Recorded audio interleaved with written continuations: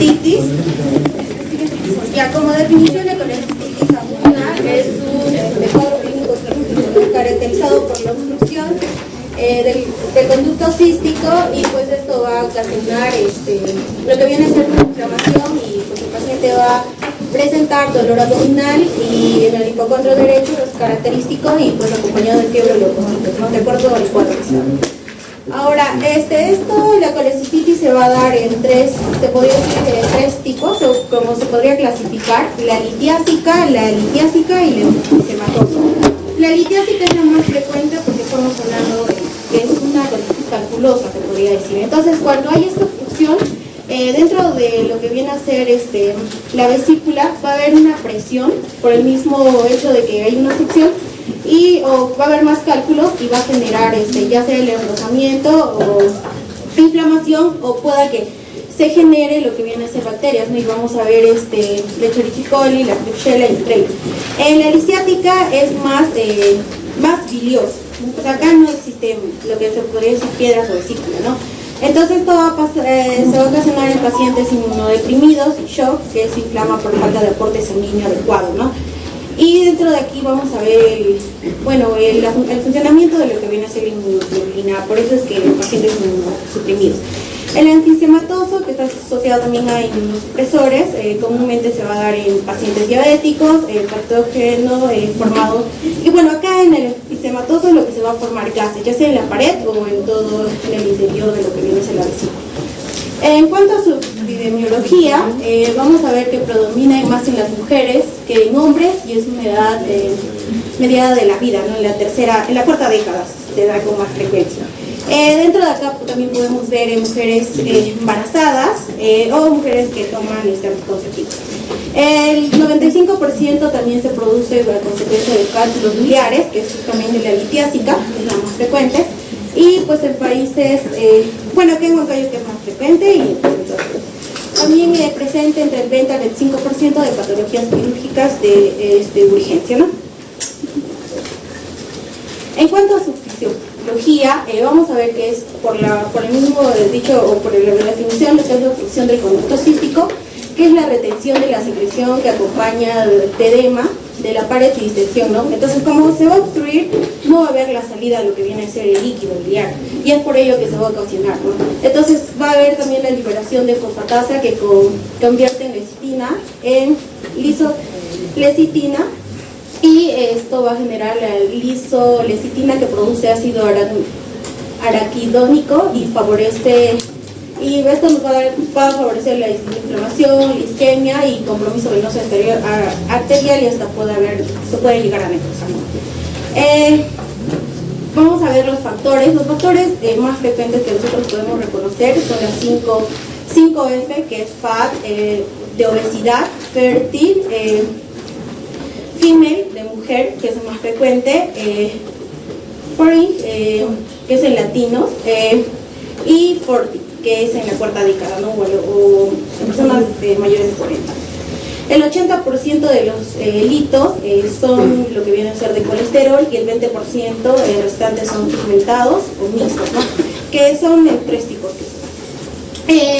Acá los factores de riesgo van a estar dentro: la dieta rica en grasa, los carbohidratos refinados, la obesidad, el síndrome metabólico de mujeres embarazadas o personas que toman anticonceptivos, la cirugía bariátrica, historias familiares de enfermedades biliares, anticonceptivos, embarazo, diabetes mellitus, cirrosis y entre otros fármacos existentes, ¿no?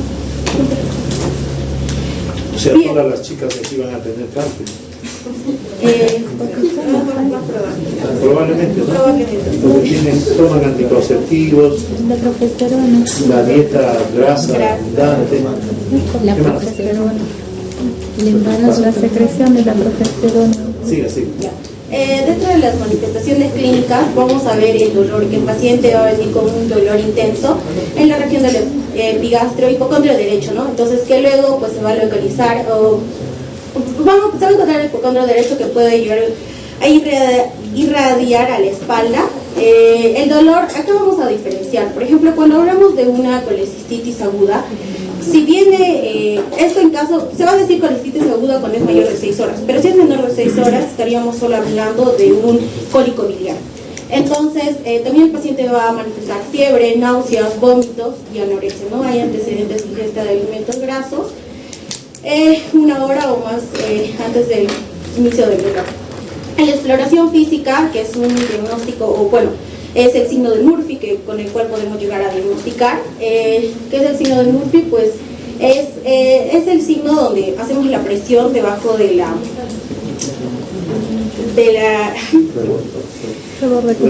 subcostal derecho. Entonces, ¿qué va a pasar? Que el paciente a la inspiración es lo que va a ejercer o sea, la presión a la inspiración le va a cortar, ¿no?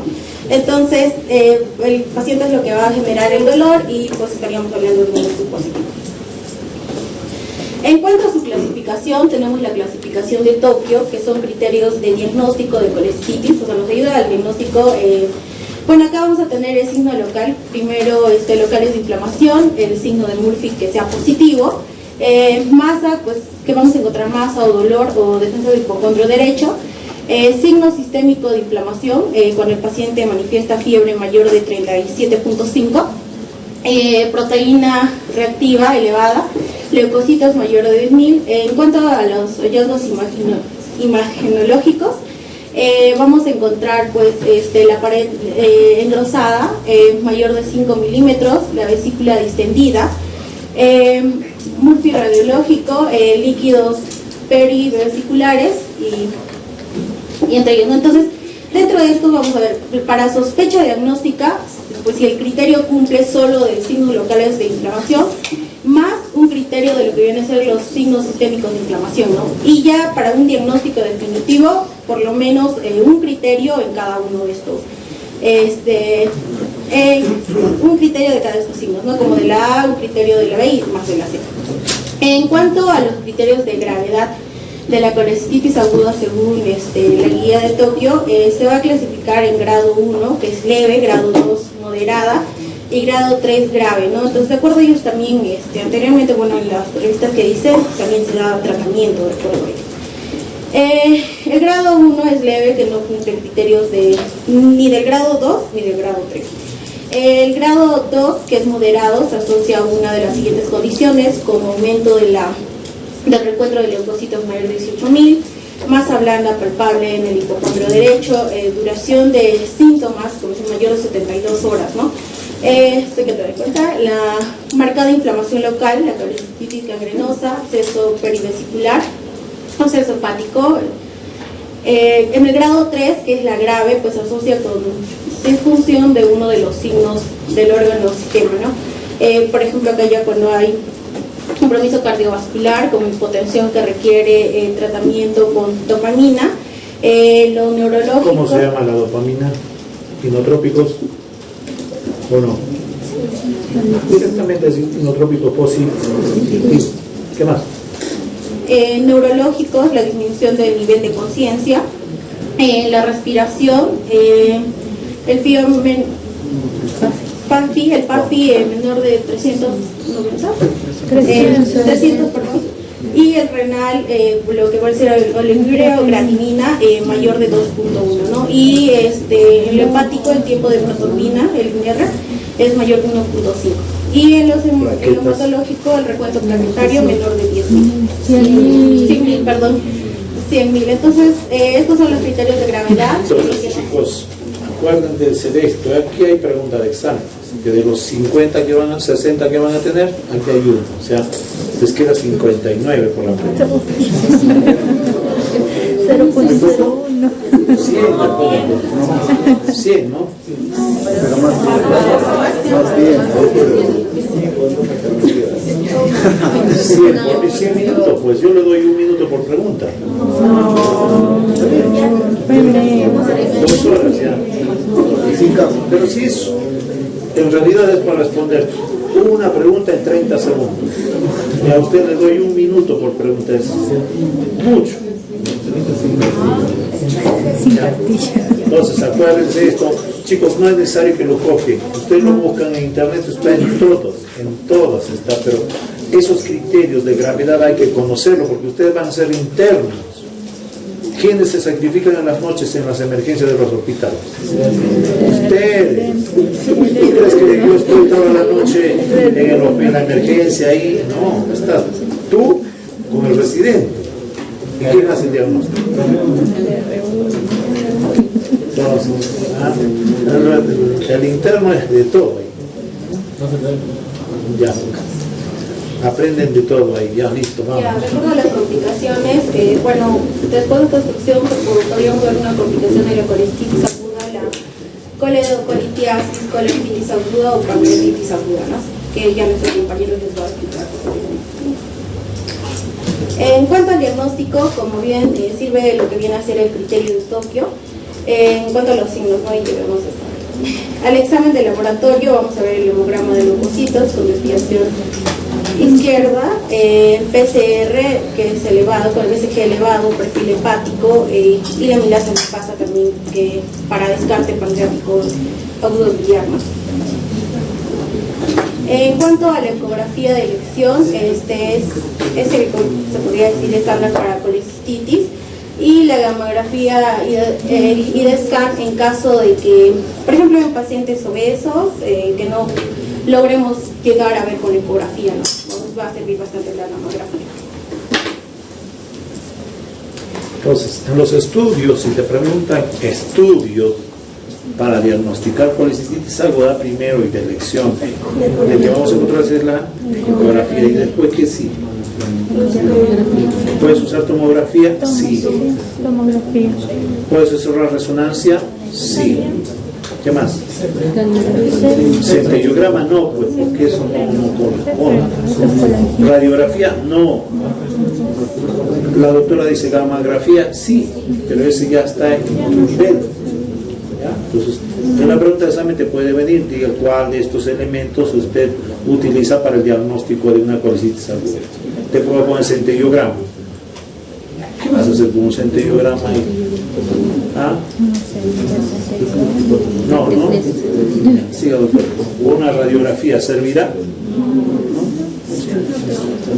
Ya, en cuanto a los tratamientos, las medidas generales en caso de que venga un paciente, se podría decir que el reposo digestivo NPO, administraciones líquidas de electrolitos, analgésicos, que tenemos que calmar el dolor del paciente, antibióticos. En caso de que los antibióticos de leve a moderado, vamos a utilizar la ceftriaxona y el metronidazol. Ustedes van a estar en una emergencia. Todos, no se van a salvar de eso. Pero tienen que rotar. ¿Qué analgésico van a usar? Opioides, ¿qué más vamos a usar? Morfina. Si te está diciendo hay AINES, ¿y qué tipo de AINES? Ibuprofeno, me vas a decir. Paracetamol. Sí, pero leve, chicos. Tienes que usar desde... ¿Qué cosa? ¿Qué usan? Metamisol. Metamisol, muy bien. ¿Qué más? Puedo usar diclofenac, tramal, ¿no? Ahora antibióticos. Ya les he dicho, antibióticos, chicos, tienen que fijarse ustedes qué flora hay en diferentes segmentos del cuerpo humano. Acá no voy a usar pues anaerobio metronidazol para una rinitis, como hacen ustedes, ¿no?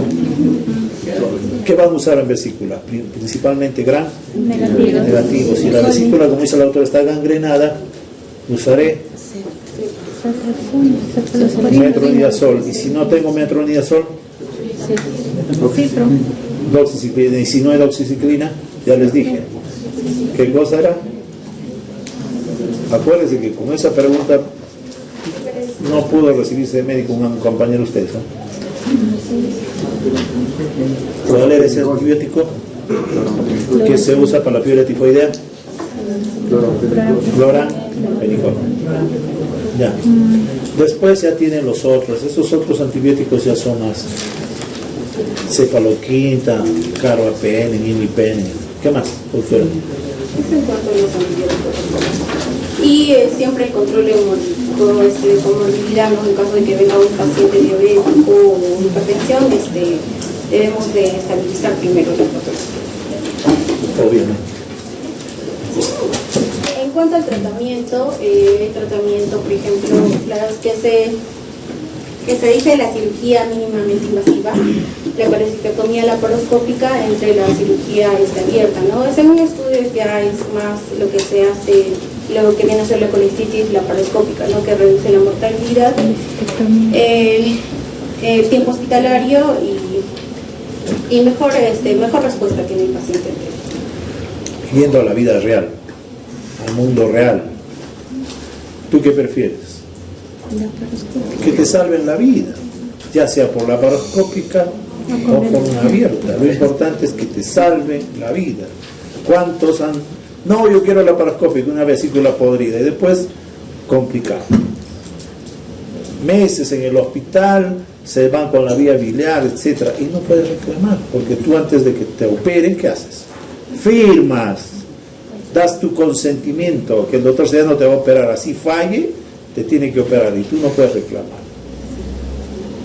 Entonces yo siempre digo, porque vienen a la emergencia, dicen, doctor, me quiero operar, es una colitis aguda, no hay laparoscopía, le digo, voy a esperar hasta mañana. Eso es su vida corre riesgo, está aséptico, con criterios de Tokio altos, usted tiene que salvar su vida.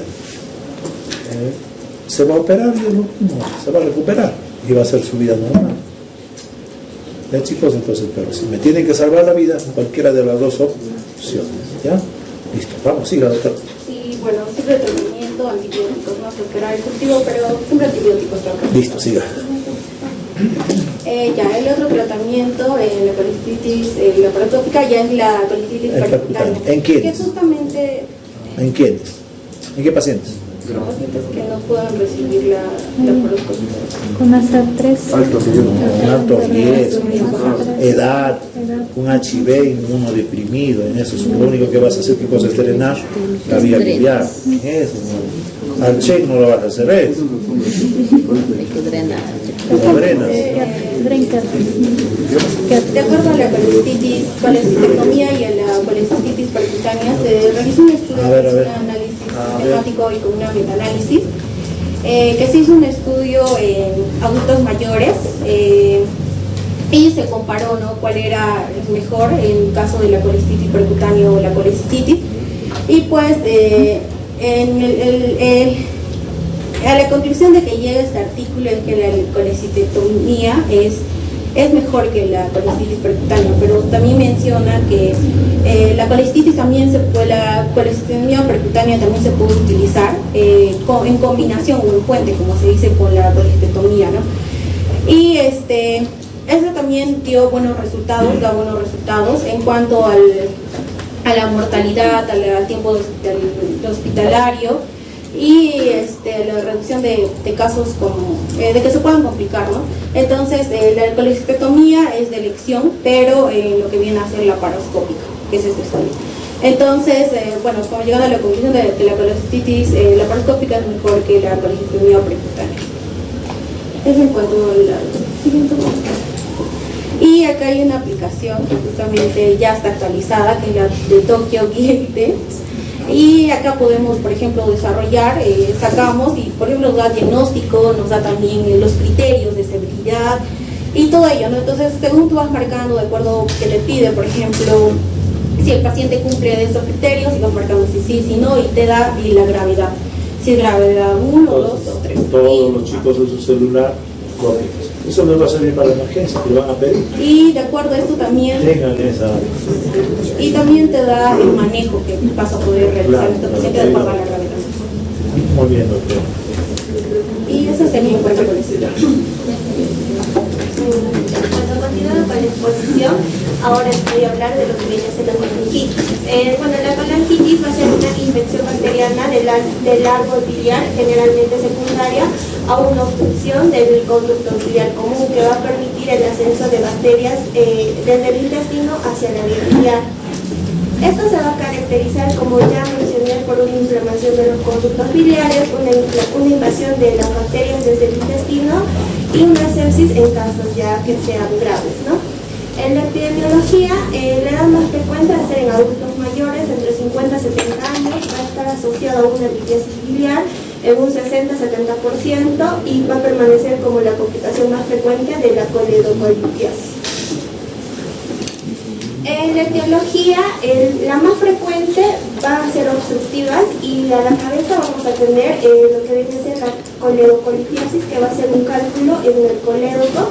También tenemos una estenosis benigna o maligna, que tenemos el colangiocarcinoma o un cáncer de páncreas o una estenosis postquirúrgicas, ¿no? También vamos a tener compresiones extrínsecas como pancreatitis o quistes o adenopatías.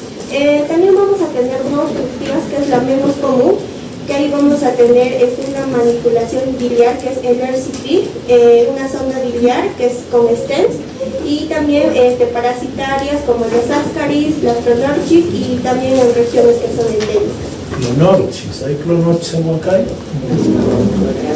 ¿Qué hay? ¿Qué más? ¿Qué más? Coli, ¿qué tiene que ver con coli? Esa es una bacteria.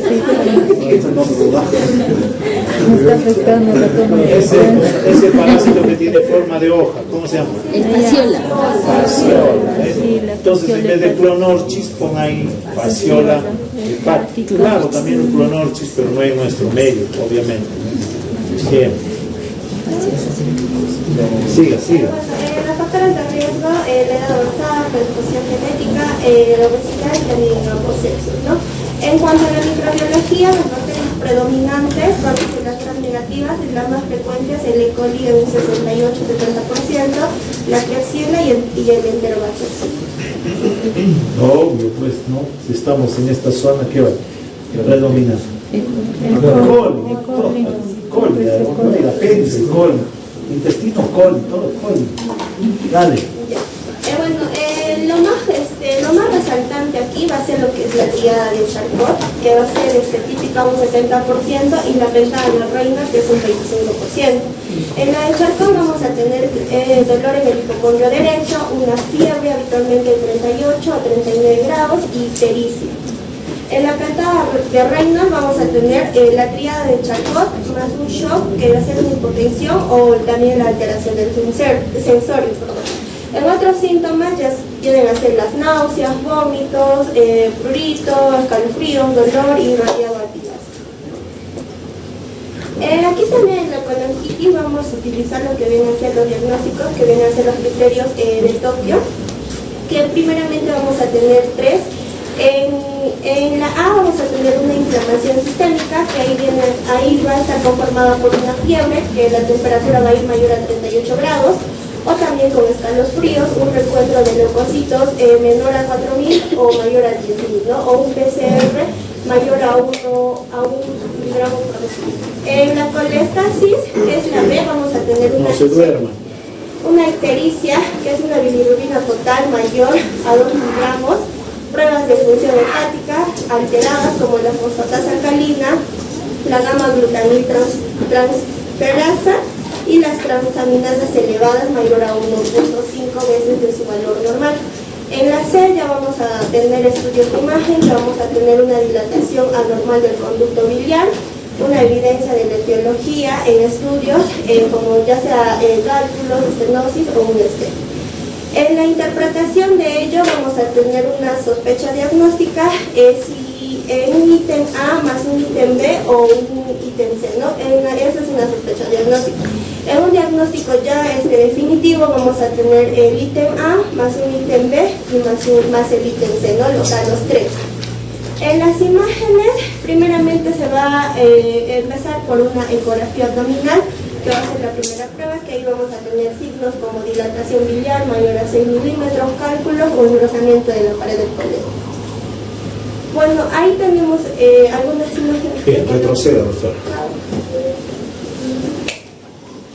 Llévense esa imagen, chicos, porque ahí tienen otra pregunta más. Así que de los 100 tienen, solamente les va a quedar 98 preguntas. Así de fácil le va a preguntar, ¿qué es amilasa? ¿Cuál es el valor? Así sencillo. ¿Está bien?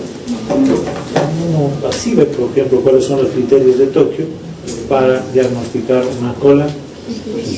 Entonces usted tiene que saber por qué. Porque en nuestro medio y en cualquier otro medio los cuadros de colestasis, acuérdense que estoy hablando, colestasis, es muy frecuente, todos los días en el Carrión, los días que toca cirugía de emergencia se opera el cuadro de colangitis, colecistitis. Entonces ustedes van a estar en constante manejo, no solamente cuando estén en el hospital, cuando estén en su posta, cuando estén en otro lugar, como médicos que recién se inician, van a ver todos los días esto. Porque en nuestro medio, ¿qué cosa hacemos? Me han dicho, anticonceptivos, mucha grasa, mucho carbohidrato, ¿y eso qué lleva? Mucha fiesta, mucho chicharrón, mucho... ¿ah? Entonces tú vas a ver que después que tú estás en un pueblo, después del día de fiesta, tu posta va a estar lleno ahí con pacientes con qué cosa, con patologías biliares. Como ahí no puedes solucionar, lo que vas a hacer, vas a derivarlo hacia Huancayo, no te queda otro. Los cólicos, sí, pues obviamente tienes que solucionar ahí, pero un cuadro de colecistitis aguda, una pancreatitis, una ictericia, una colangitis, ¿lo vas a solucionar? No vas a derivar, pero para eso tienes que conocer qué cosa. Si no conoces esto, o los criterios de Tokio para colecistitis aguda, si no conoces eso, me vas a mandar una colecistitis aguda, ¿vas a derivar? No. Siga, doctora. Bueno, aquí tenemos imágenes, que la primera, bueno, va a ser una identificación de la causa de una colangitis aguda por un ultrasonido abdominal. En la imagen que es este lado izquierdo, ahí vamos a tener un ultrasonido de piedra en el conducto biliar común en un paciente con colangitis aguda. Ahí la piedra puede ser visto como un nódulo hipercoico con una ligera sombra acústica en el conducto biliar común intrahepática. En la otra imagen, que es en la B, vamos a tener una colangitis, pero esta ya va a ser causada por un cáncer de cabeza de páncreas. Y en el conducto biliar está claramente dilatado y en el conducto va a estar abruptamente bloqueada por un tumor de la cabeza del páncreas. Me hace recordar, ¿por qué produce colangitis un cáncer de páncreas? Así le preguntó. ¿Por qué? ¿Por qué se producía la colangitis? ¿Obstrucción a qué? Entonces, pues chico, el cáncer de páncreas, ¿qué va a hacer? Va a obstruir, claro, razones, ¿no? No sé, así le pregunto en un examen de suficiencia para título, le pregunta el doctor Cortés, creo que fue el otro. Dice, ¿por qué te va a producir colangitis un cáncer de páncreas? Razona, piensa, ¿por qué primero la colangitis? ¿Por qué dijo la doctora que era colangitis? Porque había una obstrucción de ¿qué? De la vía biliar. Entonces el cáncer de páncreas, ¿qué te va a causar? La obstrucción de la vía biliar. Por eso, ¿por qué te va a producir el clonorchis, como dice la doctora, una colangitis?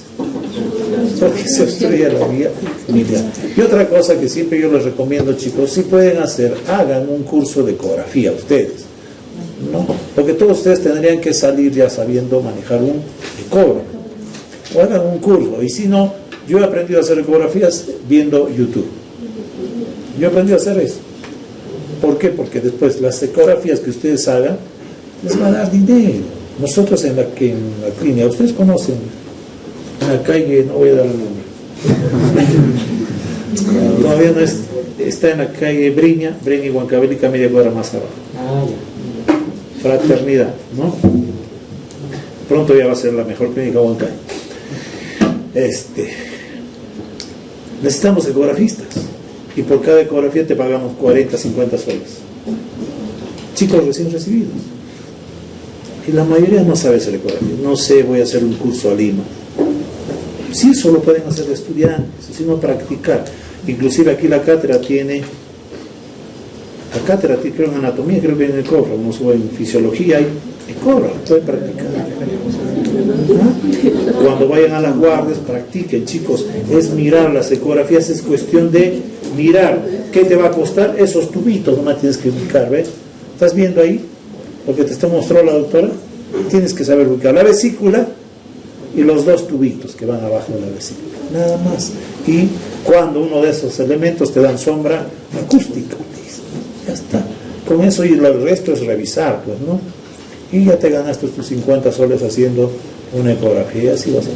El año pasado, en el ciclo anterior, había una alumna que ya sabía hacer ecografías, ganaba su dinero, si no quiere cerrar su consultorio, porque todavía no era médica.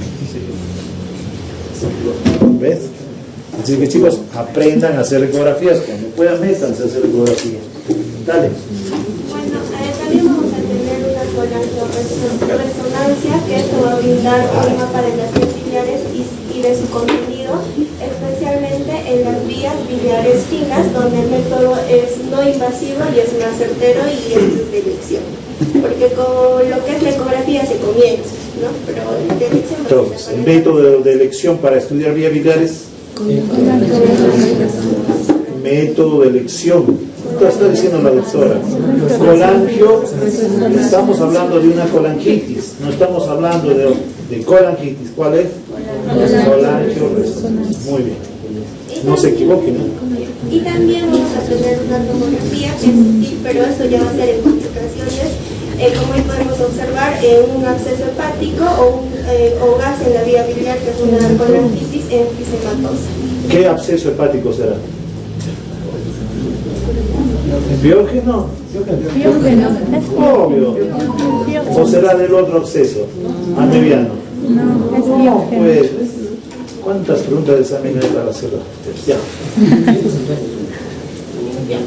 Aquí vamos a terminar también, pero esto ya va a ser en los de gravedad, los de Tokio, que ahí vamos a tener, se va a dividir en 3 grados, que vamos a comenzar primero que el grado 1, que es leve, no va a cumplir con los criterios ni del grado 3 o del grado 2. En el grado 2 ya vamos a tener un moderado, que es una colangitis aguda, que se va a asociar con cualquiera de las siguientes, que tenemos un reencuentro de glóbulos blancos elevados mayor a 12.000, una fiebre alta mayor a 39 grados, la edad se va a iniciar a los 75 años, una hiperbilirubinemia y una hipoalbuminemia. Y en el grado 3 ya va a ser la grave, en el cual se va a asociar con una disfunción de los órganos, ¿no? Ahí vamos a tener una disfunción cardiovascular, neurológica, respiratoria, renal, hepática y hematológica. En cuanto al tratamiento, ahí tenemos según los grados. En el grado 1 vamos a utilizar antibióticos o medidas generales como fluidoterapias o analgesias. También en algunos casos vamos a usar lo que viene a ser el drenaje biliar. Si no mejora en las 24 horas, como ya mencioné, vamos a utilizar el drenaje biliar. En el grado 2, que viene a ser la moderada, un drenaje biliar precoz, antibióticos y medidas generales dentro de las 48 horas. Y en el grado 3 ya va a ser una severa, que es un drenaje biliar de urgencia con un soporte orgánico y antibióticos, ¿no? Que es menor a las 24 horas. En el tratamiento, como manejo inicial, vamos a tener una reanimación de cristaloides, oxígenos, cultivos, antibióticos, corrección electrolítica o también analgesia. Y en cuanto a los antibióticos de primera línea, en cuanto a las moderadas o graves, vamos a usar la piperacilina más el tazobactam, una ceftriaxona o un metronidazol o una cefotaxina más un metronidazol. En la segunda línea, o en pacientes ya graves, un imipenem, meropenem y un ertapenem. Y en cuanto al tratamiento definitivo, ya en cuanto a la colangitis, se va a usar lo que viene a ser la CEPRE, que es mediante endoscopía. ¿Saben lo que es la CEPRE, no, chicos?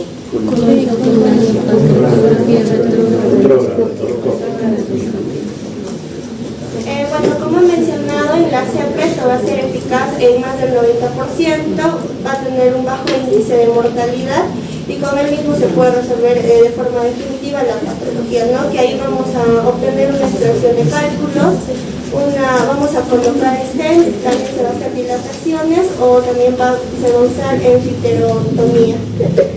Se debe realizar en cuanto a urgencia menor a las 24 horas en una colangitis grave. Y si es precoz, menor a las 48-72 horas en una colangitis moderada. También se va a usar un drenaje percutáneo transhepático cuando la CEPRE está contraindicado o no está disponible, ¿no? En casos de obstrucción neoplásica, altas de las vías biliares o de una anastomosis bilioentéricas obstruidas, contraindicaciones, una diatesis hemorrágica y una citis. En la cirugía esto ya va a ser útil en caso de otros métodos, tanto que no funcione la sepse o el drenaje. No se va a insertar un tubo con una descompresión del árbol biliar, ¿no? Que ahí vamos a tener la polisectomía más una exploración biliar, de la vía biliar, perdón. Una contraindicación para un drenaje percutáneo será una plaquetopenia o no. Sí puede, porque no tienes factores de coagulación. Acuérdense que un drenaje es un elemento por el cual vas a ingresar por pared de tórax, vas a pasar todo el parénquima hepático, llegar hasta vía biliar, y si no tienes factores de coagulación, ese paciente corre el riesgo de hematoma o sangre. Ya, entonces también se les puede venir la pregunta, en vez de ahí dice diátesis, pero también la plaque, factores de coagulación,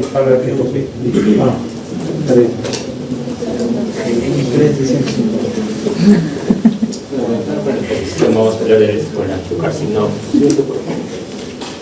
Bueno, mayormente colangiocarcinoma es un cáncer agresivo, ¿no? Que se origina mayormente en el epitelio de los ganglios biliares, que está caracterizado por crecimiento infiltrante, diagnóstico tardío y fuerte asociación con inflamación crónica. Su epidemiología mayormente es un tumor poco frecuente, pero su incidencia es aumentado, ¿no? A nivel mundial. En el más común se da entre personas de 50 a 70 años. Las más prevalentes está en zonas con parásitos hepáticas, ¿no? Sudeste asiático, en el occidente aumenta por enfermedad hepática crónica, obesidad y NASH. ¿Qué es NASH?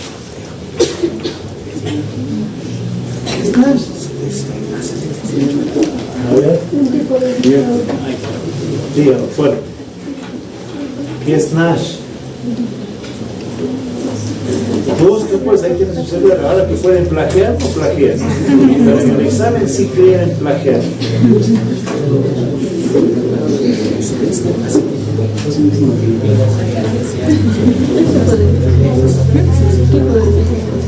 Dieta entero.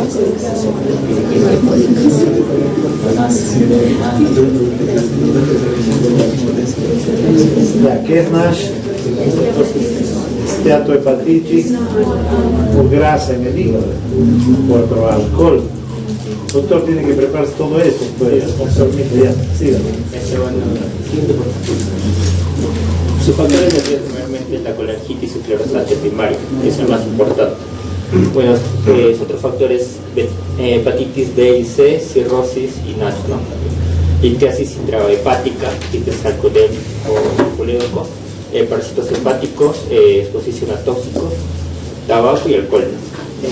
Bueno, mayormente la etiología se origina, ¿no? A partir de las células epiteliales que van a recubrir los conductos biliares, ya sean dentro del hígado intrahepático o fuera del hígado extrahepático. Su desarrollo está impulsado, ¿no? Por una inflamación crónica, mutaciones como el FGFR2 y el IDH1, ¿no? Y alteraciones en vías moleculares. ¿Sí es? Bueno, acá tenemos la clasificación, ¿no? Donde mayormente visualizamos el extrahepático y el intrahepático, ¿no? Se divide en tipo 1, tipo 2. Tipo 1 mayormente nos habla, ¿no? Que están debajo de la confluencia de los conductos hepáticos, sea izquierdo y sea derecho, ¿no? En el tipo 2 mayormente va a llegar, ¿no? A la confluencia. En el tipo 3 mayormente incluye, ¿no? Los conductos hepáticos común, sea derecho y sea izquierdo, ¿no?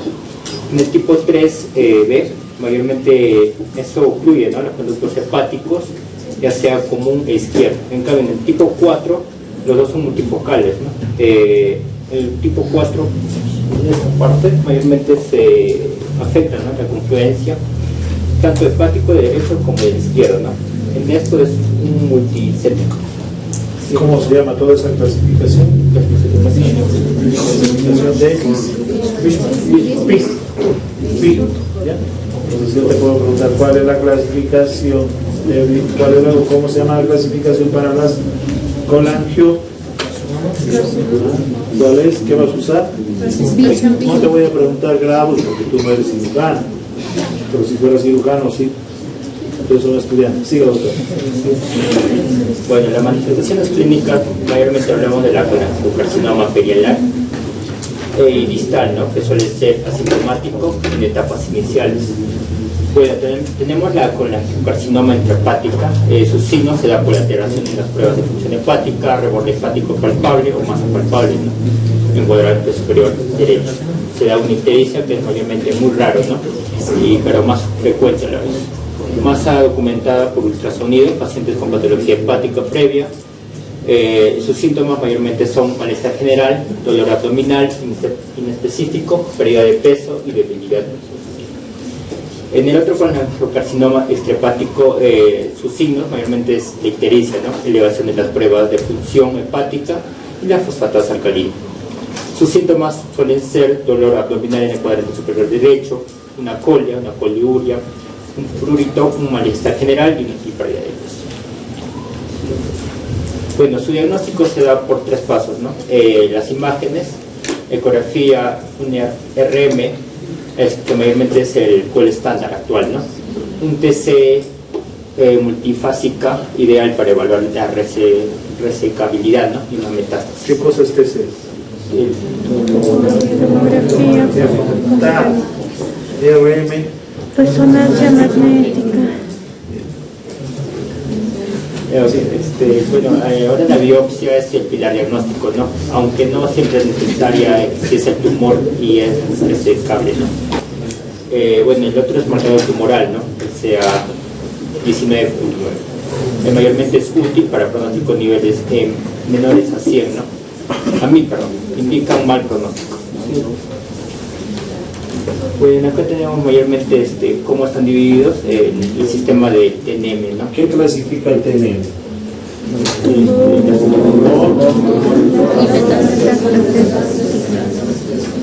Nódulo y metástasis. Ahora, ¿qué patologías más me aumentan a mí el CA19.9? Todo lo que es la parte hepática. Hígado me puede aumentar, páncreas, vías biliares, acuérdense que es uno de los tumores más agresivos de colangiocarcinoma. Sí, doctor. Ya, bueno, su calificación se utiliza mayormente en el sistema Ya, TNM. eso ya, TNM, eso ya, el TNM para... Bueno, su tratamiento se da por quirúrgico, única opción con potencia curativa, ¿no? Indicaciones quirúrgicas según subtipo, ¿no? Indica resección hepática, el PCC sea resección de vías biliares, ¿no? Más una hepatectomía, más una linfadectomía, ¿no? El DCCA duodeno-pancreatectomía. Las otras contraindicaciones es la metástasis, la afectación vascular extensa, ¿no? En los complementarios se daría un paliativo tumores irresecables, terapias locorregionales y otro sería trasplante hepático, ¿no? Indicaciones limitadas al PCA irresecable, ¿no? Criterios de inclusión y los resultados de supervivencia a 5 años, ¿no? Del 65 al 76%. ¿Cuántos trasplantes hepáticos se han hecho en Huancayo?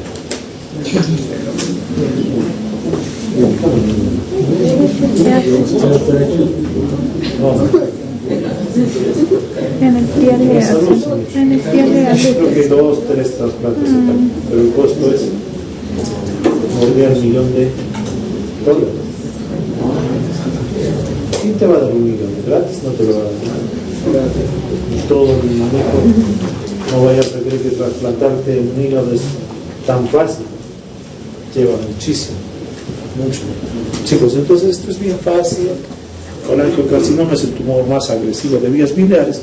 Actualmente tengo un paciente que lo he derivado, lo operé hace un mes por un cuadro de colicistitis aguda, pero en el intraoperatorio lo que encontré era que en el fondo vesicular había una masa indurada de 2 centímetros. Se realizó la intervención quirúrgica, se envió a anatomía patológica la vesícula y sale con un adeno,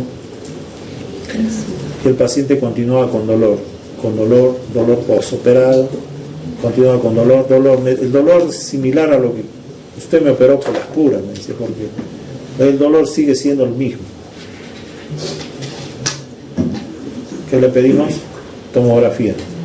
Tomografía donde informa que a nivel del hilio hepático todo está comprometido. Colangioresonancia, ya pues se ve un tumor ahí en el hilio hepático que corresponde a todo lo que es el conducto hepático. Todavía no está obliterado, pero ya manejo en el INEM, pero ya difícil pues que desatesarlos, ¿no?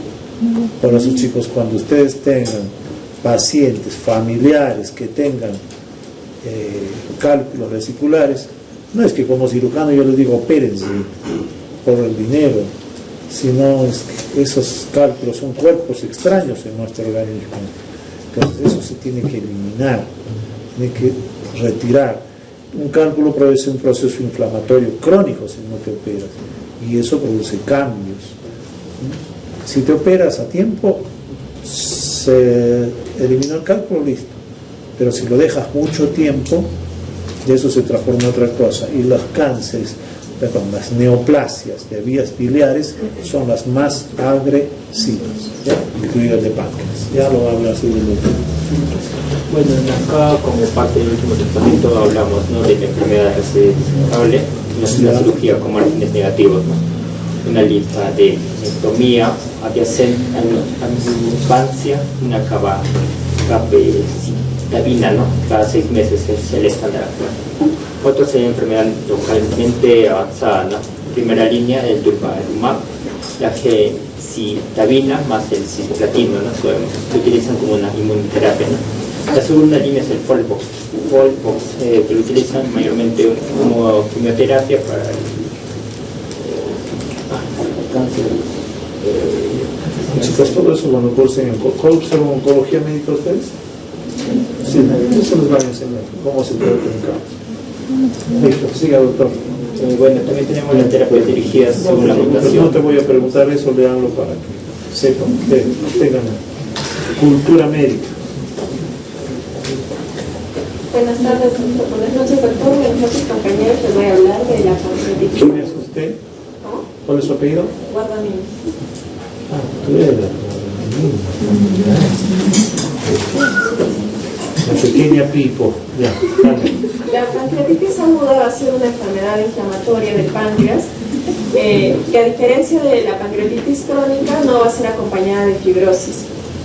Puede iniciarse por varios factores y con gran frecuencia los pacientes con pancreatitis aguda van a presentar complicaciones adicionales como sepsis, shock o insuficiencia respiratoria y renal, que van a dar como resultado una morbilidad y mortalidad considerables.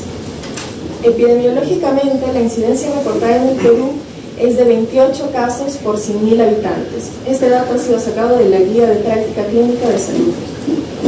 La etiología más frecuente en el país es biliar, representando entre 75 a 90% de los casos en múltiples hospitales, en Arequipa, Juliaca y Huancayo.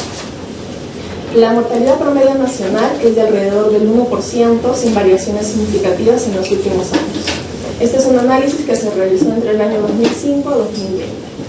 Y los grupos más afectados van a ser las mujeres entre 30 y 50 años, ¿no? Y como les mencionaba, por etiología biliar, y también en adultos mayores.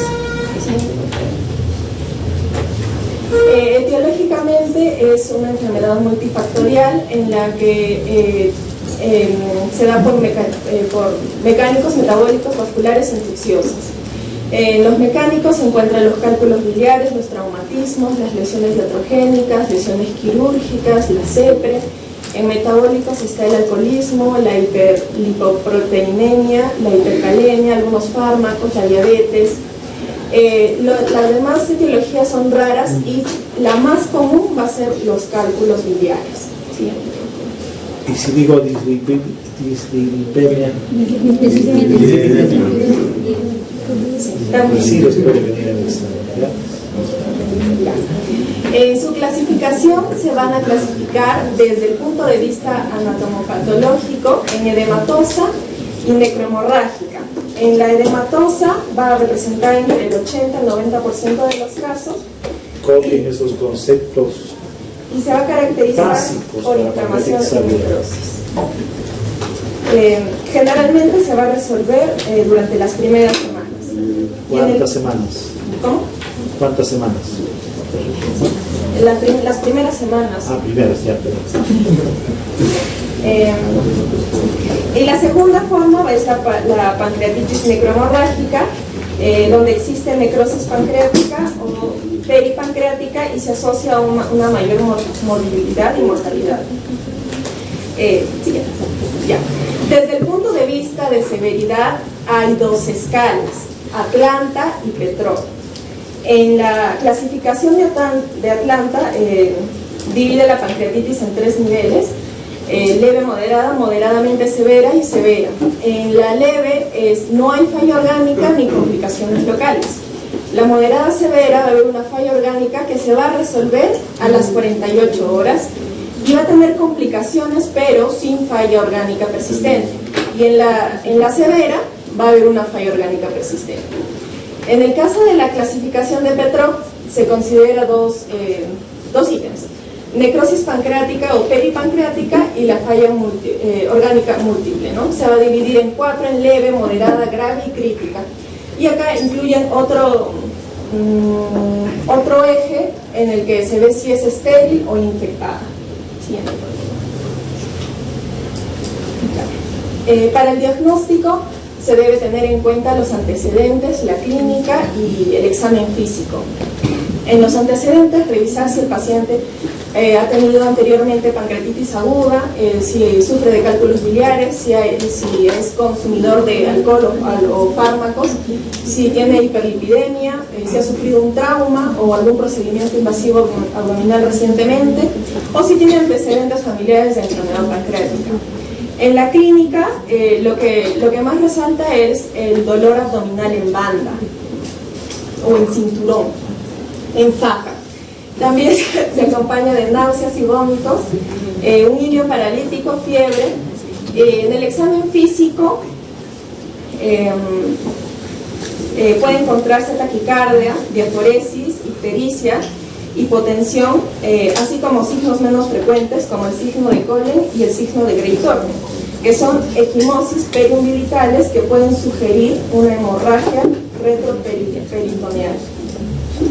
El año pasado en el examen les puse, creo que le puse el examen, una foto de un hematoma periumbilical. ¿Qué se te presenta? No sé si fue el año pasado. Ya nos tienen que ver eso, ¿ya? Porque, chicos, ese dolor clásico que mencionó la doctora es clásico. Cuando ustedes ven un paciente con pancreatitis aguda, no puede estar en una posición erecta. Llega la emergencia, la guardia llega y siempre, como dijo la doctora, con ese dolor clásico en cinturón, ¿ya?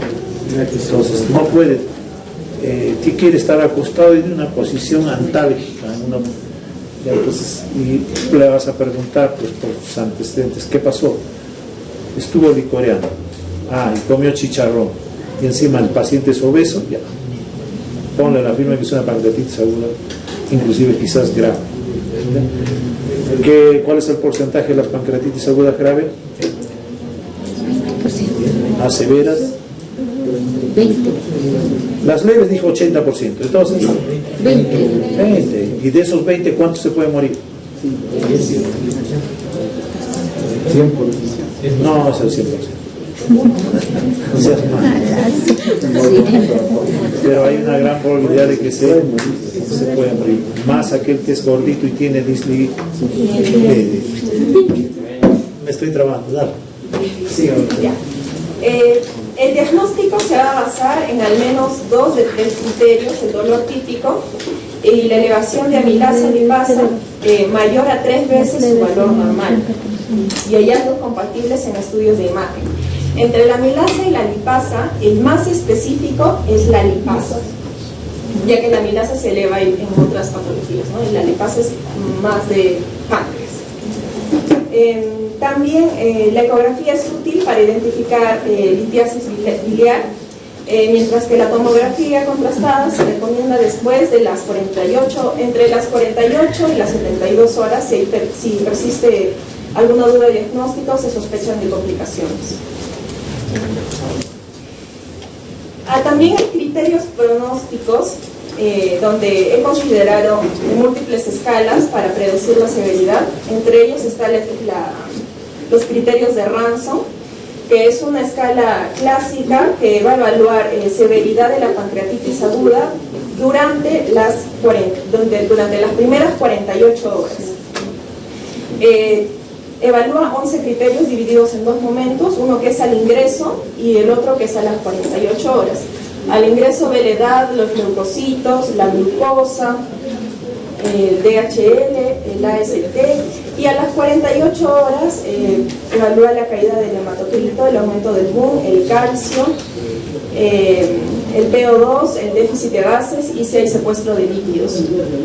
Para su interpretación, de 0 a 2 criterios la mortalidad va a ser del 5%, de 3 a 4 criterios la mortalidad va a ser del 15%, de 5 a 6 criterios la mortalidad va a ser del 40% y más de 7 criterios va a ser la mortalidad más del 50%. Bueno, la anterior escala, la principal limitación es que se necesita de las 48 horas, ¿no? En el caso de la escala de Apache, es una escala más completa y dinámica, es usada normalmente en UCI y evalúa la gravedad general del paciente, ¿no? No solo de la pancreatitis. Cuenta con 12 variables fisiológicas, donde está la temperatura, presión arterial. En su interpretación, más de 8 se considera pancreatitis grave y al mayor puntaje hay mayor mortalidad. Siguiente. Pero chicos, eso no quiere decir que pues yo no lo voy a preguntar Apache, pero eso no quiere decir que ustedes no sepan Apache. Ustedes tienen que saber Apache porque en otras patologías a ustedes les van a preguntar. Medicina interna, eso sí lo tienen que saber. ¿Vamos? Criterio de Ranson. ¿Se acuerdan? Sí, llega y echa. Es lo primero que pueden usar ustedes cuando un paciente llega con un cuadro de pancreatitis aguda a la emergencia, a la guardia, que les va a ser de mucha utilidad. Anteriormente no había todavía cuando yo cursé no había, no es que cursé hace mucho, pero no había los criterios de Tokio, no hay nada, solamente había criterios de Ranson, y ahora hay Atlanta, todo eso. Sigamos. También están los criterios de Giza, que es una escala sencilla y muy práctica y está diseñada para estratificar el riesgo durante las primeras 24 horas, ¿no? Evalúa 5 parámetros: el BUN elevado, más de 25 miligramos sobre decilitro, la alteración del estado mental, el CIR, si el CIRS está presente, que es el síndrome de respuesta inflamatoria sistémica, que evalúa la frecuencia cardíaca, la temperatura, la frecuencia respiratoria y los leucocitos. También está la edad, que sean mayores de 60 años, y si hay derrame pleural. ¿De qué lado? ¿De qué lado el derrame? Derecho. ¿El páncreas está al lado derecho? Entonces, ¿de qué lado el derrame? Izquierdo, evidentemente izquierdo, chicos, acuérdense. El derecho no, porque quien te está protegiendo ahí, el hígado, en cambio es el izquierdo, ¿ya? Eso tenganlo presente. Derrame pleural, lado base o hemitórax izquierdo. Todavía no te recibe. En su interpretación, de 0 a 1 punto van a ser de bajo riesgo y más de 3 puntos va a representar una mortalidad aumentada y mayor riesgo de una falla orgánica, ¿no? La ventaja de esta escala es que es fácil, rápida y se puede aplicar en las primeras horas. Ya. Luego está la escala de Baltasar. ¿Para qué usas eso? Es una escala radiológica para ver la... Bien. ¿Qué cosa es la escala de Baltasar, chicos? Después se le ponen el examen, no. Baltasar es un anestesiólogo del Hospital del Carmen. No puede ser.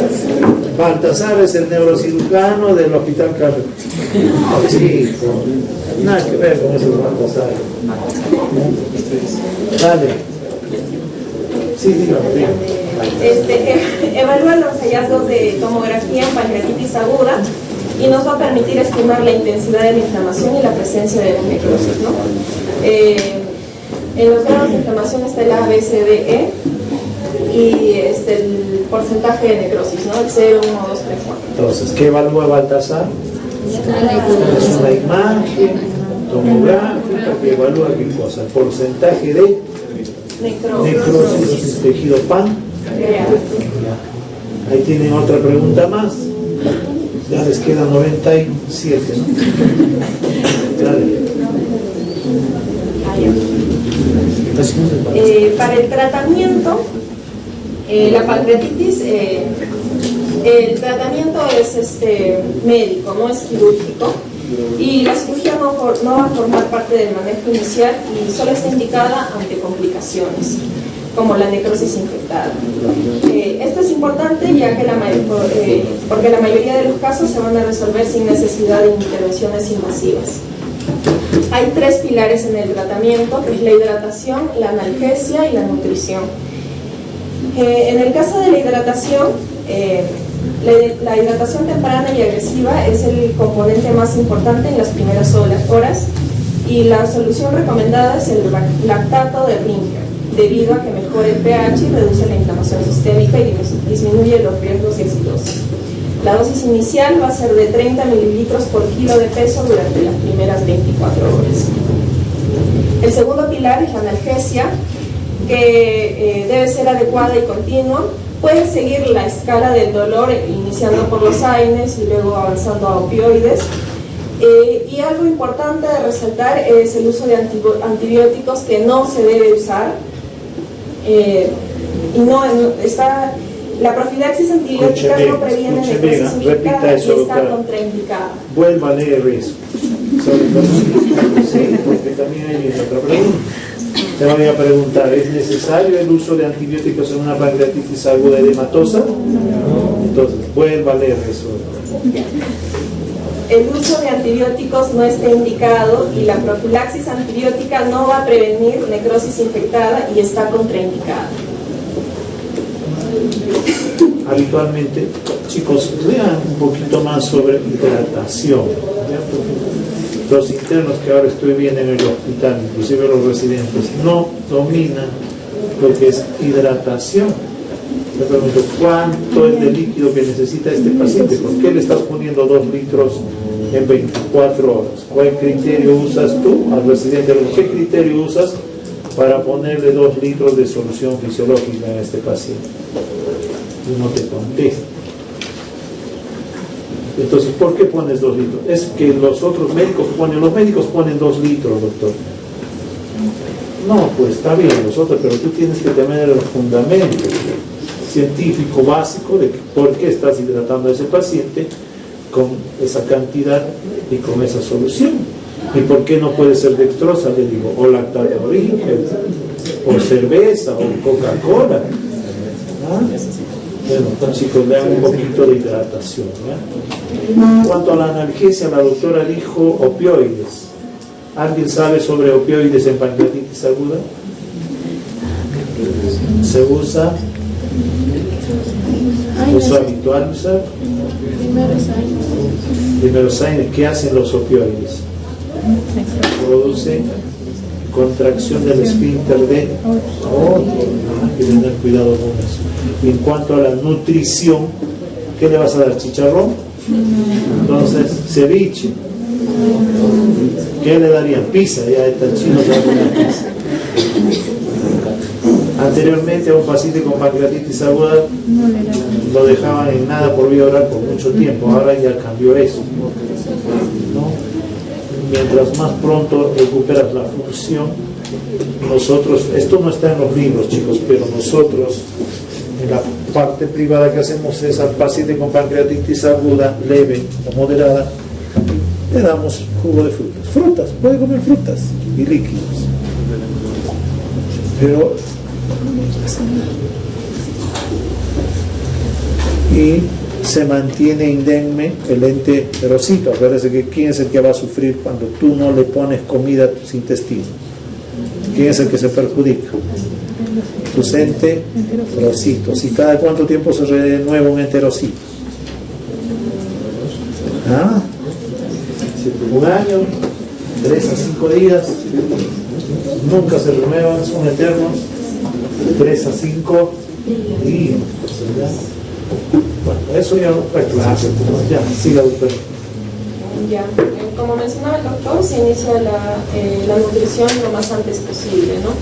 Actualmente se recomienda la vía enteral temprana, ya sea por vía oral si el dolor lo permite o mediante una sonda nasolingual en casos graves.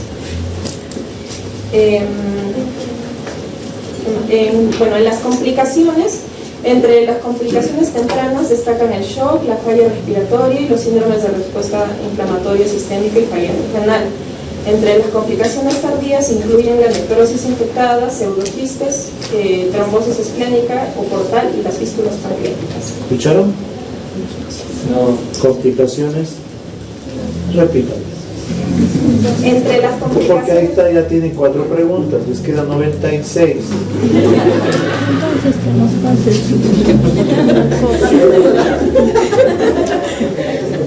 Dale, ahora. En las complicaciones tempranas destacan el shock, falla respiratoria, síndrome de respuesta inflamatoria sistémica y falla renal.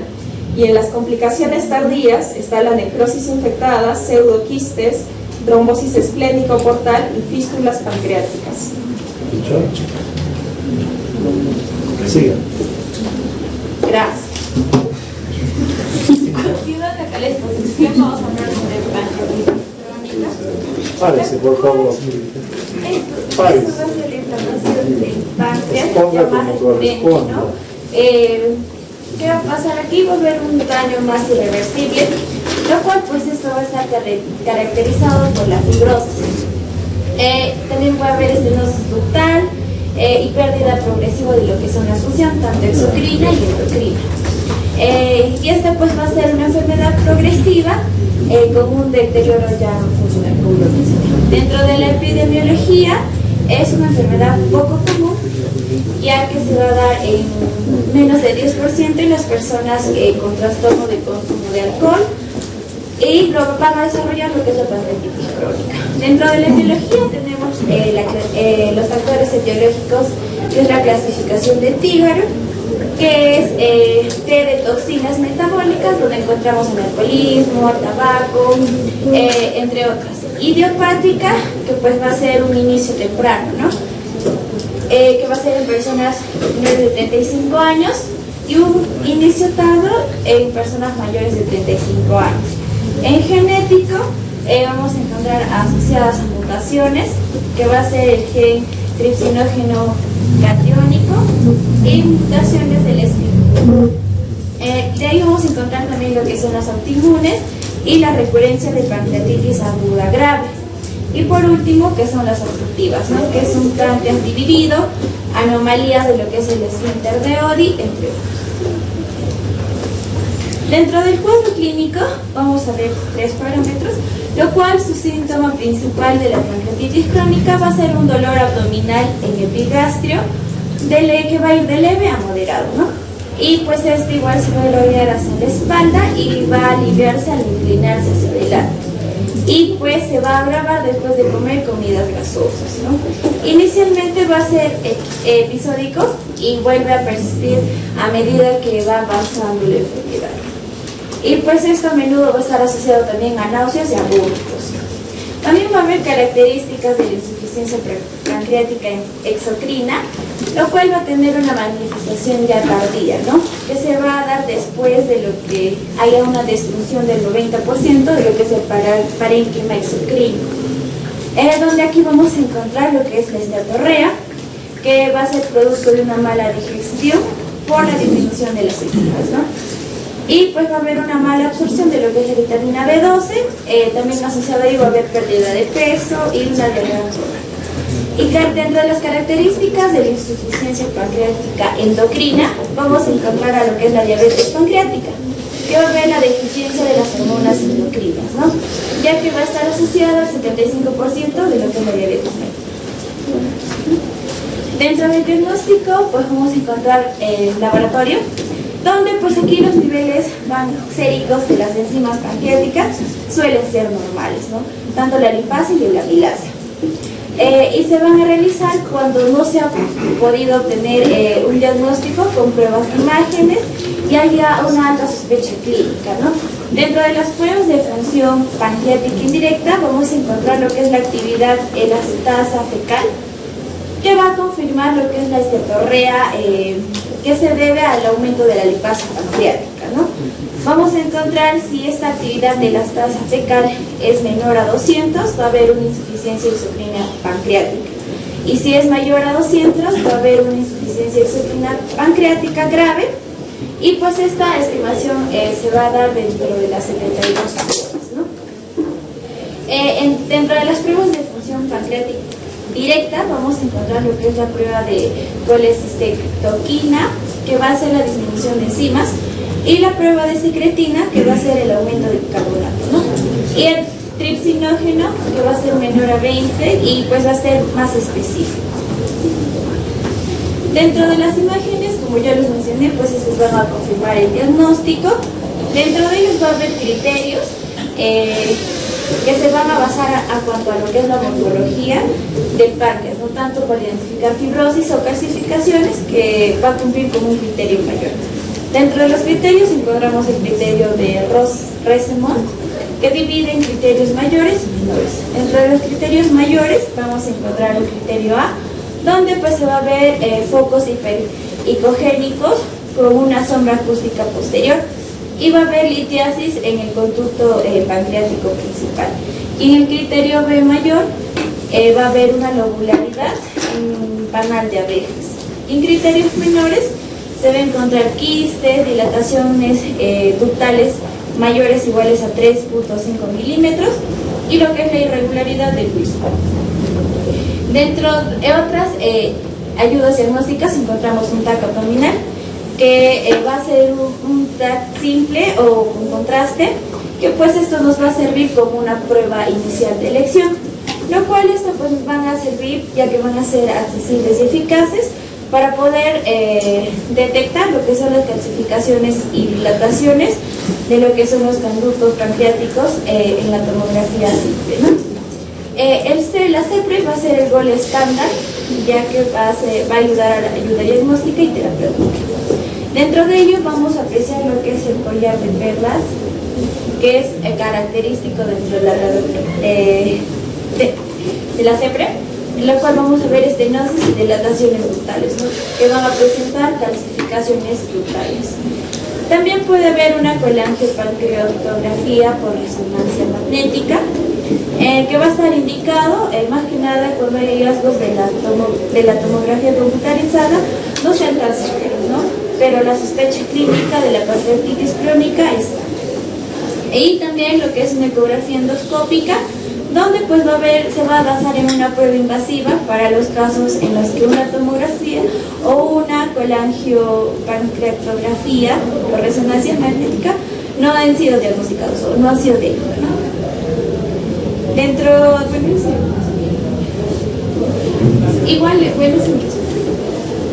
del tratamiento nos vamos a pasar primero a tratar lo que es el factor etiológico, ¿no? En principal, la abstinencia de hábitos nocivos, tanto el alcohol y el tabaco, y pues el reemplazo de enzimas pancreáticas, ¿no? De la lipasa en cuanto a las peptinas. Entonces, ¿eso quiere decir que tus compañeros van a tener pancreatitis crónica? ¿Sí? Chicos, absténganse entonces de OH y tabaco. Ya, ¿qué más sigue? Y bueno, en cuanto al manejo del dolor, vamos a ver... No te preocupes, el manejo es con analgesia, pues obviamente. Complicaciones, muy bien. Dentro de las complicaciones puede haber una insuficiencia pancreática, tanto puede ser atrófica y fibrosa tisular. También una pseudoquiste pancreática, una trombosis de vena esplénica, y las menos comunes, una trombosis de vena porta, físulas pancreáticas y un cáncer de páncreas, ¿no? Que es un adenocarcinoma. Para terminar, vamos a ver tumores pancreáticos, que estos tumores van a ser los más agresivos en cuanto es en el tracto digestivo, ¿no? Y rara vez se va a detectar en etapas iniciales. Ahora, estos tumores no van a causar síntomas hasta después de que ya haya hecho metástasis, ¿no? En este caso se dividen en exocrinos y neuroendocrinos, o también llamados endocrinos. Ya. Los tumores exocrinos van a ser los más comunes, que generalmente se originan en los conductos pancreáticos y más que nada van a afectar a la cabeza del páncreas. El principal va a ser el adenocarcinoma pancreático, que va a ser el más frecuente, en aproximadamente un 95%, ¿no?, de estos tumores exocrinos. Se va a dar en las células ductales, va a tener una alta agresividad y un mal pronóstico. También una tasa de supervivencia de 5 años de al 25%, incluso después de una cirugía. En cuanto a epidemiología, más que nada se van a presentar en la cabeza del páncreas en un 70% y un menor porcentaje en el cuerpo y la cola. La clínica, si está localizado el tumor en la cabeza, va a ser ictericia. También puede haber dolor abdominal sordo, pérdida de peso, esteatorrea o una diabetes mellitus de una aparición reciente. Y en síntomas inespecíficos van a estar la anorexia, las náuseas y la distensión abdominal. Para el diagnóstico, en cuanto a imágenes, se hace una tomografía pancreática, más que nada para la estratificación. También una ecografía endoscópica, que va a ser más sensible, y a la vez se va a tomar una biopsia. Y una CEPRE en casos de que haya obstrucción. El marcador tumoral va a ser el CA199. En cuanto a tratamiento, vamos a ver que la cirugía va a ser la única opción curativa. En cuanto esté en la cabeza, se va a hacer un procedimiento de Whipple, y en el cuerpo, la cola, una pancreatectomía distal más una esplenectomía. También se puede hacer una quimioterapia adyuvante o neoadyuvante y una radioterapia. Ya. Vamos a tener también, mencionándolo así, ¿no?, a carcinoma de células acinares, que van a ser muy raras y van a surgir de las células que van a producir enzimas pancreáticas. También pueden causar una producción excesiva de lipasa pancreática, que esto se puede detectar en la sangre. Su manejo va a ser resección más quimioterapia. Ya. El carcinoma adenoscamoso va a ser poco común, va a haber una combinación de células glandulares y escamosas. La neoplasia papilar intraductal mucinosa es un tumor que va a crecer en los conductos pancreáticos o también en sus ramificaciones, y va a aparecer como una proyección en forma de dedo, ¿no?, en cuanto a la imagen. Y se va a diagnosticar en fase benigna, pero tiene un alto potencial para volverse maligno. Y también se considera un precursor del adenocarcinoma. Y tenemos también al cistadenocarcinoma mucinoso, que es un tumor maligno cístico y esponjoso. También inicia como benigno, se va a ir mayorizando. Contiene un fluido espeso, que es la mucina, y también va a ser similar a la neoplasia